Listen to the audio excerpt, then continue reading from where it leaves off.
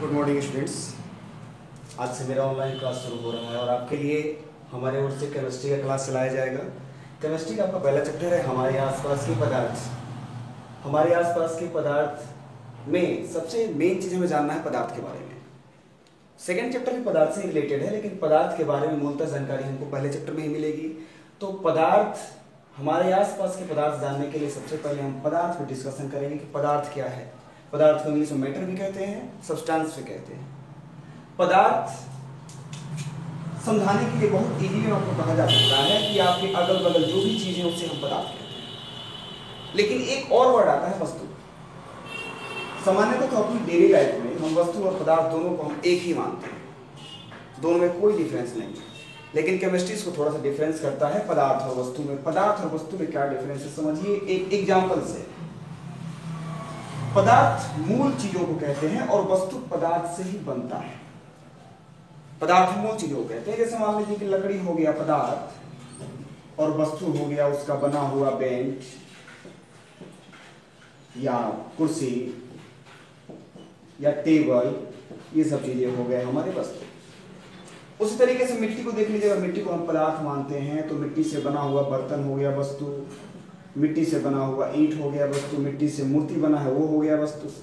ये पदार्थ और वस्तु में माइनर अंतर है। तो वस्तु और पदार्थ बहुत ज्यादा अंतर नहीं, इतना समझेंगे कि पदार्थ से वस्तु बनता है।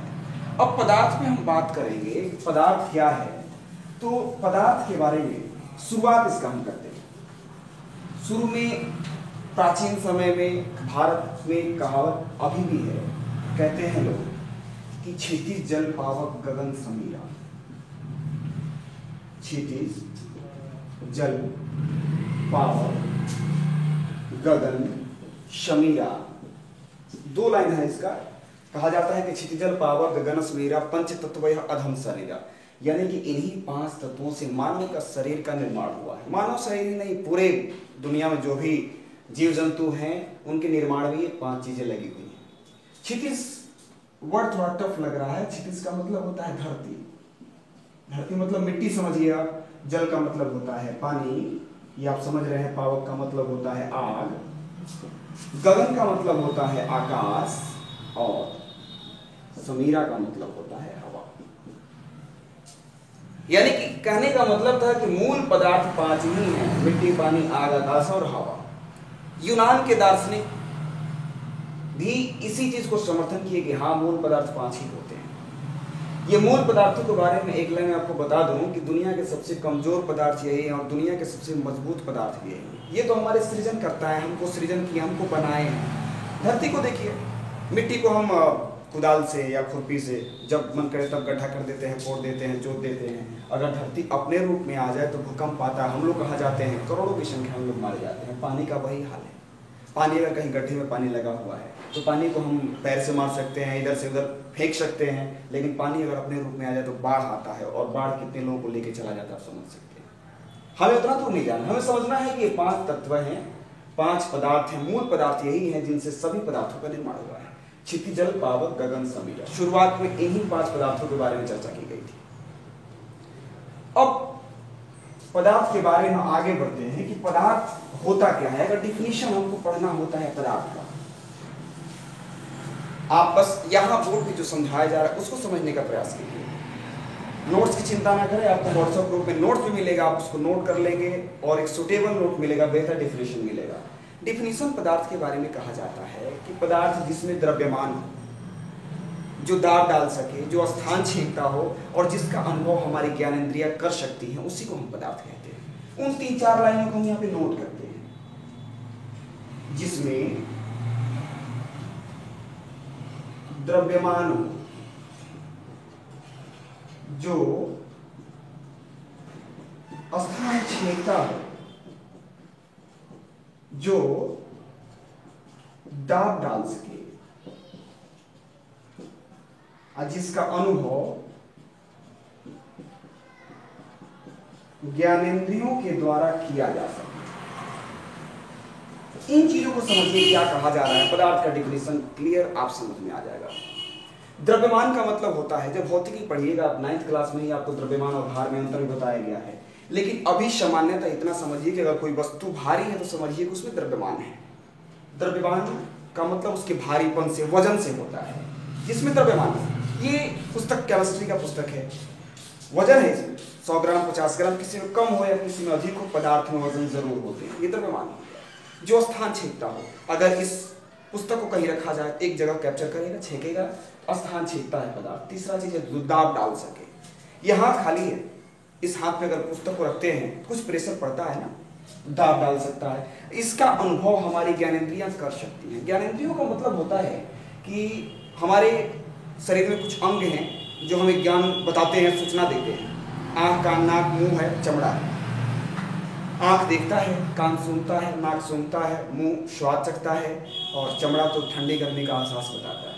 तो हमारी ज्ञानेंद्रियां इसको, अगर पुस्तक है तो पुस्तक को हम छू भी सकते हैं, देख सकते हैं, तो हमारी ज्ञानेंद्रियां उसको समझ सकती है कि हाँ ये पदार्थ है, जिसमें द्रव्यमान हो, स्थान छेदता हो, दाब डाल सके, अनुभव ज्ञानेंद्रिया कर सके, उसी को पदार्थ कहते हैं।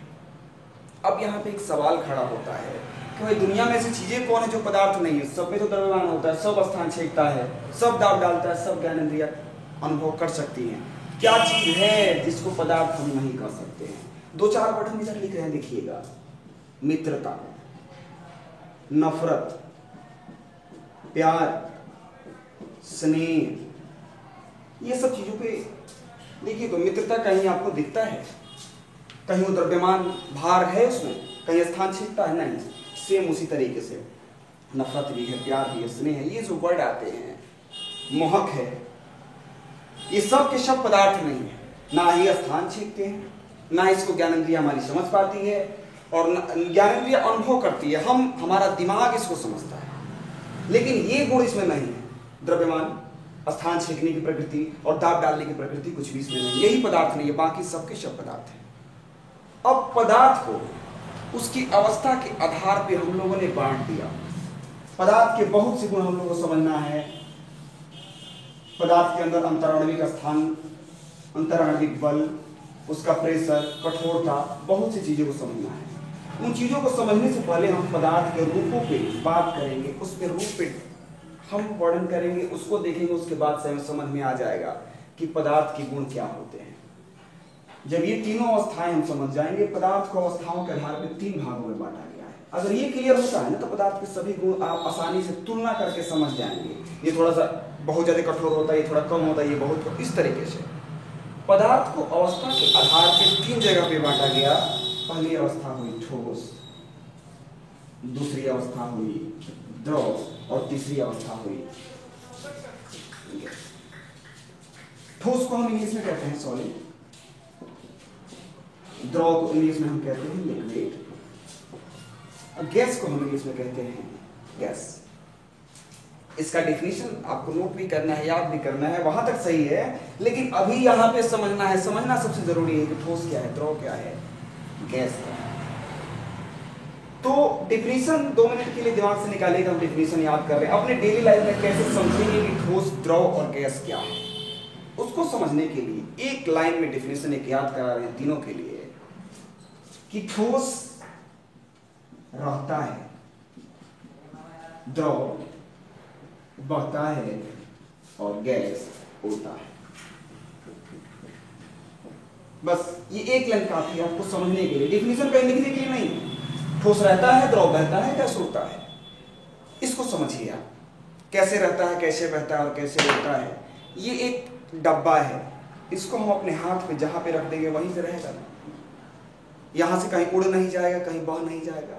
तो ठोस को जहां पे रखा जाता है वो अपने ही स्थान पे रह जाता है, वहां से कहीं इधर उधर नहीं जाता, उसकी प्रकृति। ये द्रव है, इसको अगर इसमें से पानी अगर भरा हो यहाँ पे गिराया जाए, तो क्या पानी जहां पे गिराएंगे वहीं पे रहेगा? वहां पे नहीं रहेगा, वहां से बह के कुछ दूर चला जाएगा। तो इसकी प्रकृति होती है कि बहता है। और गैस उड़ता है, यहाँ पे अगर फूंका जाए तो हवा कितनी दूर जाएगी उसका अनुमान नहीं है, यहाँ पे तो नहीं रहेगी पक्का। गैस सिलेंडर थोड़ा सा लीक करता है तो उसका महक कहाँ कहाँ पहुंच जाता है, 1 सेकेंड में आप देख सकते हैं। तो ठोस रहता है, द्रव बहता है, गैस उड़ता है। इसके आधार पे आप इसके एग्जाम्पल खूब अच्छे से दे सकते हैं। ठोस, द्रव, गैस आपके अगल बगल कहाँ कहाँ है, एक एग्जाम्पल हम देते हैं। एक मान लीजिए पत्थर, ठोस है, जहां पे रखेंगे वहां पे रहेगा। इसके बहुत गुण है, गुण समझेंगे हम अगले एपिसोड में। इस एपिसोड में बस इसके एग्जाम्पल जानेंगे। द्रव में हो गया पानी जो कि बहता है, और गैस में हो गया हवा जो कि उड़ता है। ऐसे एग्जाम्पल आप भी लिख सकते हैं। लोहा हो गया, द्रव में तेल हो गया, इसमें धुआं हो गया, तो बहुत से एग्जाम्पल हैं। अगल बगल की लकड़ी, ये ईंट पत्थर बालू सीमेंट नमक चीनी जितने भी हैं सब के सब ठोस हैं। पानी, तेल या और भी चीज़, पेट्रोल डीजल आप देखते हैं, दूध देखते हैं, ये सब के सब बहने वाली चीज़ द्रव होते हैं, और उड़ने वाले सब के सब चीज़ गैस होते हैं। हवा, धुआं, कार्बन डाइऑक्साइड, ऑक्सीजन, ये सब के सब गैस है। आप भी कुछ एग्जाम्पल लिख सकते हैं। अगर आपको ये चीज़ समझ में आता है तो आप कम से कम इस वीडियो के लिंक पे जाइएगा और वहाँ पे जाके इस डाटा को पहले बना लीजिएगा आप अपने कॉपी पे समझने के लिए, और उसके कमेंट बॉक्स में भी आप 4-4 एग्जाम्पल लिख सकते हैं, या कुछ एग्जाम्पल लिख के हमारे पर्सनल नंबर व्हाट्सएप भी कर सकते हैं। और बाकी आज के लिए हम इतना ही इस वीडियो को रहने देते हैं। आज के लिए छोटा वीडियो, ताकि आपको अच्छे समझ में आए। और समझ में क्या नहीं आता है, आपको बोर्ड साफ नहीं दिखा, आवाज़ साफ सुनाई नहीं दी, इसके लिए आप हमसे मैसेज भी कर सकते हैं, या वहाँ बता सकते हैं क्या प्रॉब्लम हो रहा है, कि अगले वीडियो में उसको सुधार किया जाएगा। और बाकी नेक्स्ट एपिसोड में आपको बताया जाएगा इसके गुण क्या होते हैं, क्या इसमें भिन्नता है, क्या अंतर है। बस बाकी आप घर में रहें, स्वस्थ रहें, कोरोना से बचिए। और